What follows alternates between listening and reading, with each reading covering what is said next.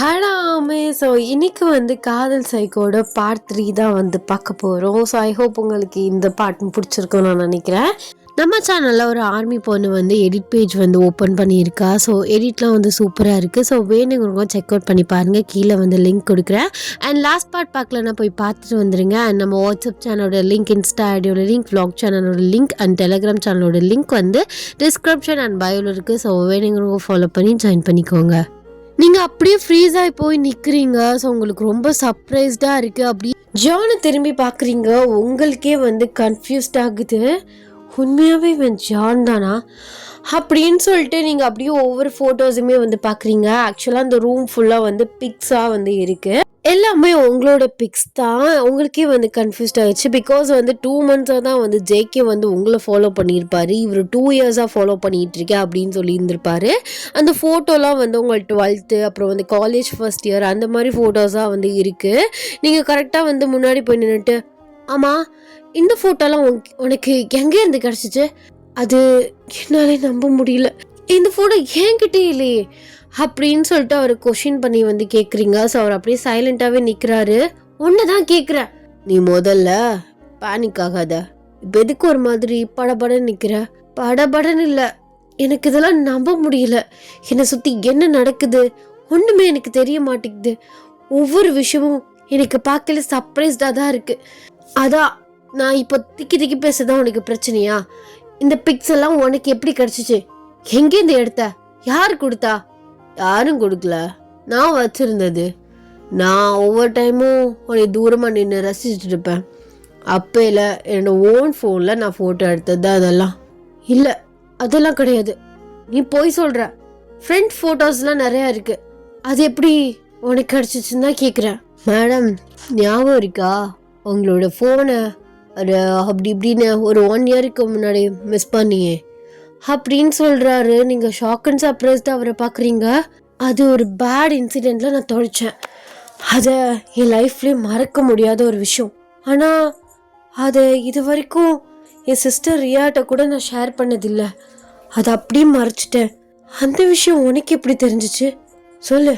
அந்த இடத்துல நானும் அந்த மாஸ்க் போட்டவன் மட்டும்தான் இருந்தோம். உனக்கு எப்படி அந்த விஷயம் தெரிஞ்சது? அப்போதான் என் ஃபோனை நான் தொலைச்சேன். எங்கள் அம்மா திட்டினாங்க, ஏதோ ஒன்று சொல்லி சமாளிச்சுட்டேன். அதில் தான் அந்த பிக்கெல்லாம் போணுச்சு. இது எப்படி உனக்கு தெரியும்? அது ஒரு பெரிய மேட்ருடி. இப்போல்லாம் அது நான் உங்ககிட்ட சொல்லிட்டு இருக்க முடியாது. இந்த ரூமில் தூங்கணும்னு ஆசைப்பட்டேன், போய் படிப்போ. அதெல்லாம் இல்லை, எனக்கு தெரிஞ்சே ஆகணும். அந்த விஷயத்துலேருந்து இன்னும் நான் வெளியிலேயே வர முடியல. ஆனால் நீ இப்படி அசால்ட்டாக பேசுகிற, சொல்லு அப்படின்னு சொல்லிட்டு அவர் ஷர்ட்டை பிடிச்சி ரொம்ப க்ளோஸாக அவர்கிட்ட போகிறீங்க. சொன்னா கேளு, டைம் ஆயிடுச்சு, 2-3 மணி ஆயிடுச்சு. நைட்டு தூக்கம் ரொம்ப முக்கியம், போய் தூங்கு போ. அதெல்லாம் தூங்க முடியாது, நீ சொல்லு. இங்கே பாரு, நான் சொன்னபடி கேட்கணும். இல்லைன்னு வச்சுக்கோவேன் என்ன பண்ணுவேன்னு எனக்கே தெரியாது. எல்லா நேரமும் சாஃப்டாக பேசிட்டு சிரிச்சிட்டுலாம் இருக்க மாட்டேன். இன்னைக்கு வெறியா அனுப்பிச்சுவேன். இப்போ எது கத்துற? அந்த விஷயத்துல நான் எவ்வளவு சஃபர் ஆனேன்னு எனக்கு மட்டும் தான் தெரியும் ஜேகே. சும்மா ஜேகேன்னு எதுக்கிட்டு சொல்றா? சரி ஜான், எனக்கு அந்த விஷயத்துல என்னால வெளியில வரவே முடியல. நான் நினைப்பேன் இது எப்படியாவது ஒரு கெட்ட கனவா நினைச்சு மறந்துருன்னு. ஆனா ஒவ்வொரு டைமும் ஞாபகம் வந்துகிட்டே இருக்கும். இதனாலவே எனக்கு தனியா வெளியில போவே பயம் வரும். அந்த மெட்ரோவை நினைச்சாலே இப்ப கூட எனக்கு புல்ல இருக்குது. அதான் கேக்குறேன், எனக்கு நடந்தது வெளியில யாருக்கும் தெரியாது. நானும் அவனும் தான் இருந்தோம். அப்போ என்னை துரத்துனது, என்னை கொல்ல பார்த்தது நீ தானே அப்படின்னு சொல்லிட்டு நீங்க அவரை பார்த்து கேக்குறீங்க. அவரு, ஆமா எனக்கு வேற வேலையே இல்லையே பாரு, நான் லவ் பண்றவ, உயிரை கொடுத்து லவ் பண்ணிட்டு இருக்கியா. அப்படி இருக்கும்போது உன்னை எப்படி நான் கொல்லுவேன்? பைத்தியமா நானு. ஆக்சுவலி அன்னைக்கு அடுத்த கம்பார்ட்மெண்ட்ல நானும் தான் இருந்தேன். அப்போலேருந்து ஸ்டாப் வந்தது. அப்பெல்லாம் உன்னை துரத்திட்டு வந்துட்டு இருந்தான். நான் எப்போயாவது யோசிச்சு பார்த்துருக்கியா? நம்மளை துரத்திட்டு வந்தவன் திடீர்னு அந்த டவுன் ஃப்ளோரில் காணா போனானே, எங்கே போனான் அப்படின்னு யோசிச்சியா? இல்லை, நான் என்னோட உயிர் தான் முக்கியம் அப்படின்னு உயிரை பிடிச்சி ஓடும் போது அவன் எங்கிட்டு போனால் எனக்கு என்ன? நான் இதை எப்படி யோசிச்சுருப்பேன்? அதான் உன்னையே ஃபாலோ பண்ணிட்டு இருந்தேனா? அவன் உன்கிட்ட தப்பாக நடக்க ட்ரை பண்ணுறானோன்னு நினச்சேன். அதுக்கப்புறம் தான் தெரிஞ்சது அவனை கொலை பண்ண வந்திருக்கானே.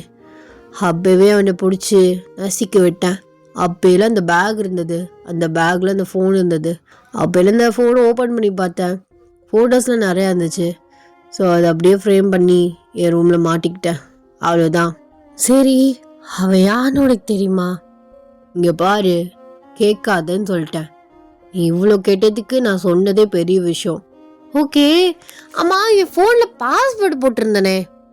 ஆமாம், உங்கள் பாஸ்வேர்டு கண்டுபிடிக்கிறது அவ்வளோ பெரிய விஷயம் பாரு. டேட் ஆஃப் பர்த் தான் போட்டிருக்க. டேட் ஆஃப் பர்த் தெரியுமா உனக்கு? ஏண்டி 2 வருஷமாக ஃபாலோ பண்ணிட்டு இருக்கேன்னு 10 தடவை சொல்லிட்டேன். 1000 தடவை சொன்னால் கூட திருப்பி திருப்பி அதே கேட்ப போல.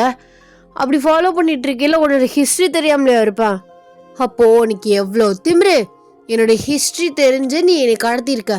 எங்கள் அம்மாவுக்கு மட்டும் இந்த விஷயம் தெரிஞ்சிச்சுன்னு வை, உனக்கு என்ன பண்ணுவாங்க தெரியுமா? என்ன பண்ணுவாங்க? முதல்ல நீ இங்கே தான் இருக்கேன்னு கண்டுபிடிக்க முடியுமா? எவனாலையும் முடியாது. ஓ, தெனாவட்டா பேசுறியா?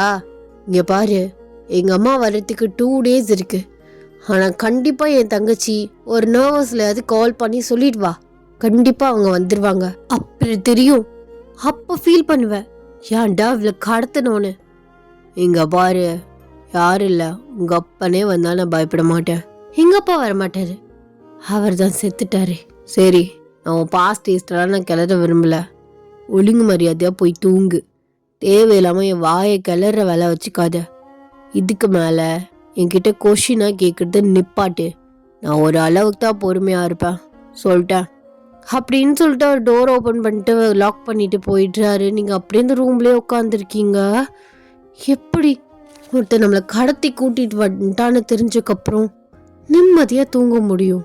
ஐயோ, என்கிட்ட என் மொபைலும் இல்லை. எப்படி ரியாவை கால் பண்ணி காண்டாக்ட் பண்ண முடியும்? அவள் எங்கிட்ட உட்காந்துருக்கா, திணறி போயிருப்பாளே, இல்லை போதையில் நாய் படுத்து கிடக்கானும் தெரியல. அப்படின்னு சொல்லிட்டு நீங்கள் அப்படியே முட்டியை ஹக் பண்ண மாதிரி இப்படியே தலையை சாய்ச்சிட்டு வந்து படுக்கிறீங்க. அப்படியே வந்து நேரம் போகுது. கரெக்டாக சன்ரைஸ் ஆகுது. நீங்கள் அப்படியே ஸ்லோவாக கண்ணை திறக்கிறீங்க. தூங்கிட்டேனா? இப்போ நான் என்ன ட்ரெஸ் சேஞ்ச் பண்ணுறது? இதவே நான் போய் அவன்கிட்ட கேட்கணுமா என்ன? அப்படின்னு நீங்கள் நினச்சிட்டு இருக்கீங்களே, ஜேகே உள்ளே வராரு. எந்திரிச்சிட்டியா? சரி, இந்தா பேஸ்ட் அண்ட் ப்ரஷ் பண்ணிட்டு வா, நான் காஃபி போட்டு வைக்கிறேன். அது இருக்கட்டும், நான் ஃப்ரெஷ்ஷப் ஆகணுமே. ஏண்டி, பேஸ்ட்டு ப்ரஷ்ஷே கொண்டு வந்து தரேன், ட்ரெஸ்லாம் வாங்கி வச்சுருக்க மாட்டேனா? சரி, நீ என்னமோ சொல்கிற. சரி, என்னோட மொபைலை கொஞ்சம் தர முடியுமா? ஆக்சுவலி எனக்கு போர் அடிக்குது. சாரி, எவ்வளோ போர் அடித்தாலும் மொபைல் மட்டும் தரமாட்டேன். எதுக்கு? எனக்கு அல்வா கொடுத்துட்டு போகவா? அப்படிலாம் இல்லை, நீ முதல்ல மொபைலை கொடு, எனக்கு போர் அடிக்குது.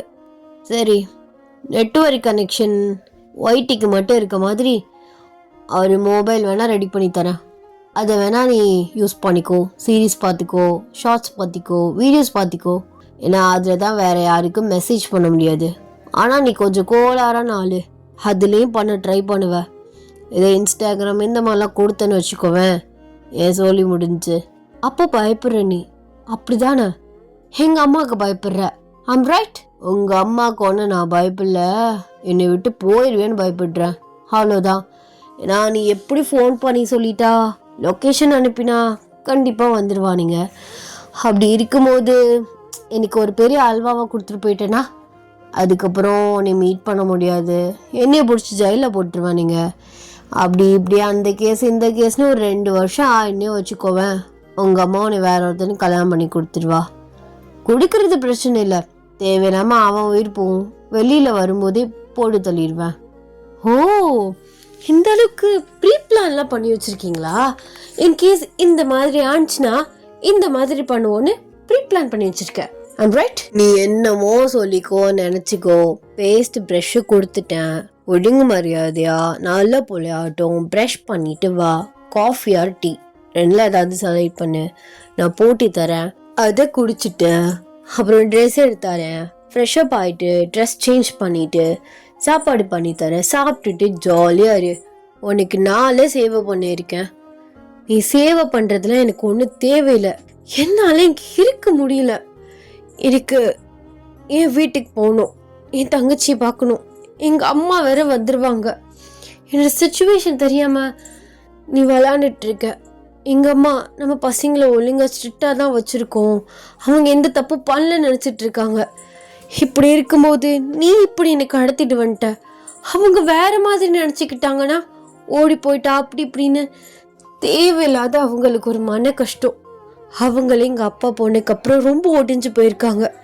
அவங்களுக்கு ஒரே ஒரு நம்பிக்கை நாங்கள் மட்டும்தான். ப்ளீஸ் சொன்னால் புரிஞ்சுக்கோ. இங்கே பாரு, இப்பெல்லாம் எமோஷ்னலாக பேசினா நான் கரைஞ்சிருவேன்னு மட்டும் நினைக்காத. எனக்கு கல் நஞ்சு. நீ உட்காந்து ஒப்பாரியே வச்சு அழுதாலும் நான் கண்டுக்காம உட்காந்துக்குவேன். நான் சொல்றத நீ செய், புரியுதா? போ அப்படின்னு சொல்லிட்டு ரெஸ்ட் ரூம்ல வந்து உங்களை பிடிச்சி தள்ளி விட்டுறாரு. நீங்க அந்த பேஸ்டையும் ப்ரஷையும் பார்த்துட்டே நிக்கிறீங்க. இதான் என் வாழ்க்கையே என்ன சி அப்படின்னு சொல்லிட்டு நீங்க அப்படியே உங்க கண்ணாடியை பாக்குறீங்க. உங்க ஃபேஸ் எல்லாம் ரொம்ப டல்லா இருக்கு. நேற்று வரைக்கும் தெரியல இந்த மாதிரி விஷயம்லாம் நடக்கும்னு. நான் பப்புக்கு போகாமலே இருந்திருக்கலாம். இப்போ நான் என்ன பண்றது அப்படின்னு நீங்க யோசிச்சுட்டே வந்து ப்ரஷ் பண்ணிட்டு வெளியில வர்றீங்க. அப்படியே இந்த சைடு வந்து பார்த்தா உங்க தங்கச்சி வந்து போதை தெளிஞ்சு கீழே இறங்கி வர்றா. இவளுக்கு கால் பண்றேன், அவுட் ஆஃப் சர்வீஸ்னே வருது. எங்க போய் தொலைஞ்சா? அம்மா கேட்டாங்க இப்போ என்ன சொல்றது அப்படின்னு சொல்லிட்டு எந்திரிச்சு வரும்போதே உங்க அம்மா ஹாலில் உட்காந்து காஃபி குடிச்சிட்டு இருக்காங்க. அதை பார்த்தா அவள் ஜங் ஷாக் ஆக்குறா. அம்மாவா இது? அம்மாவா என்ன அப்படின்னு சொல்லிட்டு கண்ணை தேய்ச்சி பார்க்குறா. பார்த்தா அவங்க அம்மா தான் வந்திருக்காங்க. வாரியா, குட் மார்னிங். என்ன ஒய் எனக்கு கால் பண்ணா? நேற்றுலேருந்து அவுட் ஆஃப் சர்வீஸ்னே வருது. உனக்கு கால் பண்ண ஸ்விட்ச் ஆஃப்னு வருது. அப்புறம் வந்து ஒரு ரூமில் பார்த்தேன், நீ தூங்கிட்டு இருந்த. ஆனால் ஒயின் ரூம் அவளை பார்க்கலண்ணா. எங்க அவ அப்படின்னு சொல்லிட்டு உங்கள் அம்மா வந்து அவகிட்ட கேள்வி கேட்குறாங்க. அது வந்து அம்மா, அது என்ன நீ ஸ்டெப்ஸில் நிற்கிற? இந்த வர அப்படின்னு சொல்லிட்டு அவள் பதட்டமாக வந்து பக்கத்தில் போய் உட்காரா. சரி இரு, நீ காஃபி குடி, நான் போய் அவள் ரூமை பார்த்துட்டு வரேன் அப்படின்னு சொல்லிட்டு உங்கள் அம்மா எந்திரிச்சு உங்கள் ரூமுக்கு வர்றாங்க. உங்கள் தங்கச்சி இங்கே வேண்டிட்டு இருக்கா. அவள் எப்படியாவது ரூமில் இருக்கணும். ஐயோ இப்போ நான் என்ன பண்ணுவேன் அப்படின்னு உங்கள் ரூம் வாசல்லே கீழே உட்காந்து பார்த்துட்டு இருக்கா. உங்கள் அம்மா வந்து ஒன்றுமே புரியாமல் வெளியில் வர்றாங்க. எங்கடி அவ? எங்கேயுமே காணோம். நேற்று என்னமோ குரூப் ஸ்டடி அப்படி இப்படின்னு சொல்லிட்டு தானே என்கிட்ட போனீங்க. இப்போ நீ ரூம்லேருந்து எந்திரிச்சு வர, அவளை காணோம். அவள் ஃபோன் வேறு அவுட் ஆஃப் சர்வீஸ்ன்னு இருக்கு. எங்கே போனா அவ அப்படின்னு சொல்லிட்டு உங்கள் தங்கச்சி கிட்ட உங்கள் அம்மா வர்றாங்க. அவள் பயந்து போய் நிற்கிறா. அப்போ என்னமோ பண்ணியிருக்கீங்க, உண்மையை சொல்லு, என்ன நடந்துச்சு? நேற்று எங்கே போனீங்க?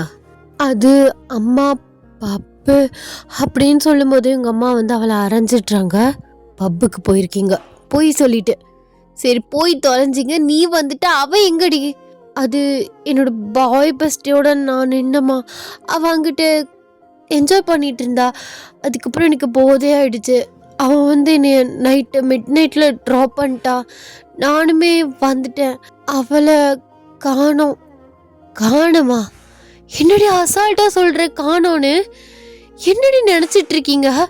சரி பொய் சொல்லிட்டு போய் தொலைஞ்சிங்க, வயசு கோளாறு, புரியுது. அவளை எங்க விட்டுட்டு வந்த? அவள் ஃப்ரெண்டு வீட்டுக்கு போயிருப்பான்னு நினச்சேன்.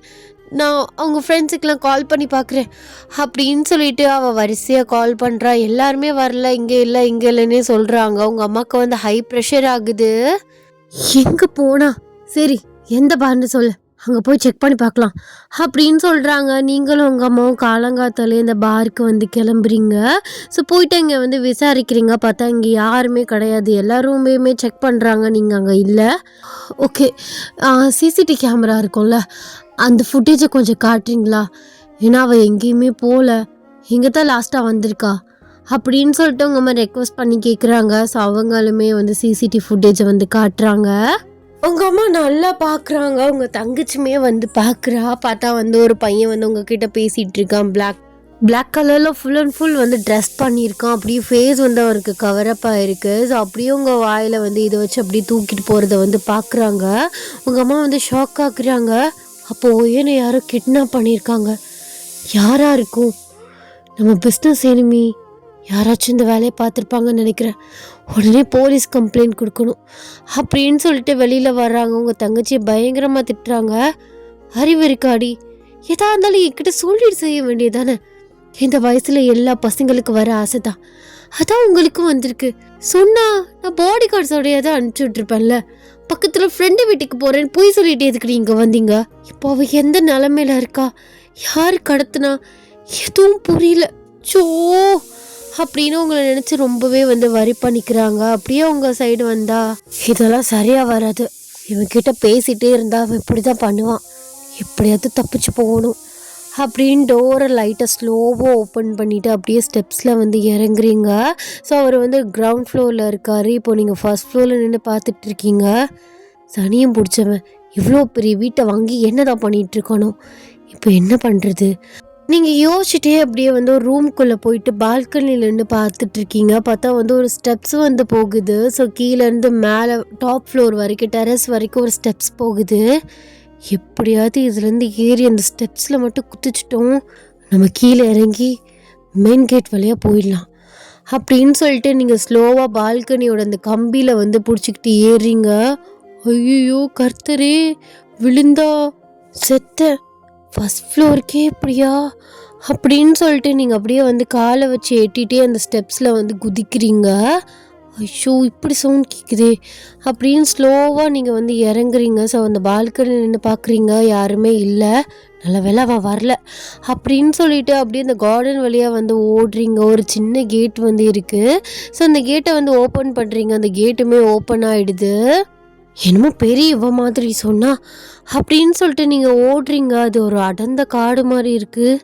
காட்டுக்கு நடுவில்லையா இப்படி கிளாஸியாக வீடு கட்டி வச்சுருக்கான், எப்படியாவது ஓடிடுடி அப்படின்னு நீங்கள் திரும்பி பார்க்காம ஓடுறீங்க. நீங்கள் ஓடிட்டே இருக்கும்போது டக்குன்னு ஸ்டாப் ஆகி அப்படி ஷாக்கடாக நிற்கிறீங்க. பார்த்தா நீங்கள் இருந்த வீட்டோட பேக் சைடில் நிற்கிறீங்க. என்ன இது, நான் முன்னாடி வாக்கில் தானே ஓடினேன், திரும்ப பேக் சைடில் நிற்கிறேன். அப்போ சுற்றி சுற்றி நான் இதுக்குள்ள நான் ஓடிட்டு இருந்திருக்கேனா? அச்சோ, அவன் கண்ணில் பற்றக்கூடாது அப்படின்னு சொல்லிட்டு நீங்கள் திரும்பி வந்த வழியிலே போகிறீங்க. இப்போ எங்கிட்டு போகுது அப்படின்னு சொல்லிட்டு பார்த்துட்டு இருக்கீங்களே. ஜேகே கொஞ்சம் தூரமாக நின்று, திரும்ப எங்கேயுமே போக முடியாது, திரும்ப போனீங்கன்னா மறு ஃப்ரண்ட்டில் நிற்பா, பேசாம என் பின்னாடியே வந்துரு அப்படின்னு தூரமா நின்று சொல்லிட்டு இருக்காரு. நீங்க திரும்பி பாக்குறீங்க, அவர் நிக்கிறாரு. நீங்க அப்படியே திரும்பிட்டு ஓடுறீங்க. ஸோ அவருமே பின்னாடி ஸ்லோவா தான் நடந்து வந்துட்டு இருக்காரு. ஸோ நீங்க டக்குன்னு கால் ஸ்லிப் ஆகி கீழே விழுந்துடுறீங்க. அந்த கல்லில் லைட்டா அவங்க மண்டை அடிச்சிருது. அவர் ஃபாஸ்டா உங்ககிட்ட பாக்குறாரு. உங்களுக்கு ஹெட்ல லைட்டா ப்ளீட் ஆயிட்டு இருக்கு. பைத்தியக்காரி சொன்னா எதுவுமே கேட்க மாட்டா, ஏ எந்திரி அப்படின்னு சொல்லிட்டு உங்களுக்கு மூச்சுலாம் இருக்கான்னு செக் பண்ணி பார்க்குறாரு. உயிரோட தான் இருக்கா. ஐயோ என்னை உயிரோடு கொன்றுவா போல இவ. அவங்கள பிரைடல் ஸ்டைலில் தூக்கிட்டு அவரோட வீட்டுக்குள்ளேயே போகிறாரு. To be continue. So next பார்ட்டில் என்ன நடக்குதுன்னு பார்க்கலாம். ஸோ அது வரைக்கும் எல்லோரும் சேஃபாக இருங்க. டாடா பை பை, லவ் யூ.